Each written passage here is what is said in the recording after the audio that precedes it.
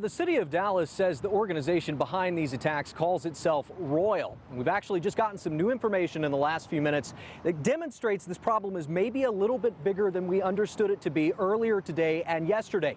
Dallas Water Utilities is not accepting any payments right now. They cannot process them no matter how you're trying to pay. Vital records systems are down, meaning if you're trying to get a birth certificate, for example, you might not be able to do it. Even animal service will be a little bit slower if you have a non-emergency call. All of this helps us explain why the FBI warned about Royal in March.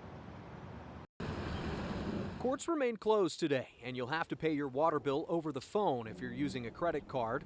Though a city spokesperson says the attack has not affected DPD and fire services, the National Black Police Association Dallas chapter president says it could take officers longer to reach you in an emergency. Obviously, we don't have the convenience of computers now.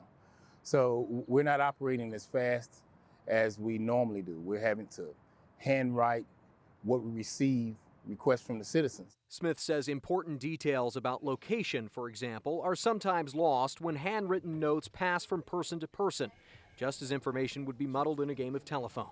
Accuracy is very important now. Going to the wrong place at a critical time could be really bad for whomever is calling for help.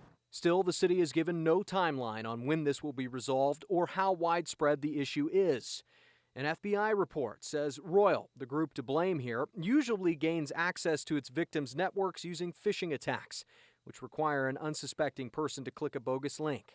It's not yet clear if this is how Royal got into Dallas's system.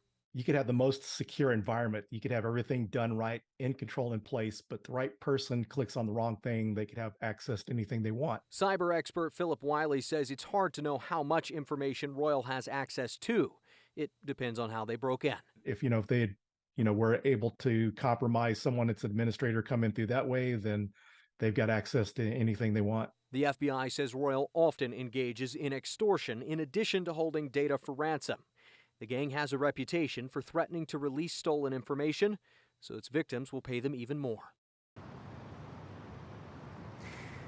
Now, we reached out to 4 different Dallas City Council members today to try and get a better sense of what's happened and what's being done to correct it. None of them reached back out to us, though Dallas Police Chief Eddie Garcia did tell us, and I quote, "This department is significantly affected by this particular outage." He went on to say, though, regardless of the uphill battles, our men and women will always answer calls for service. We're live in Dallas. I'm Matt Houston.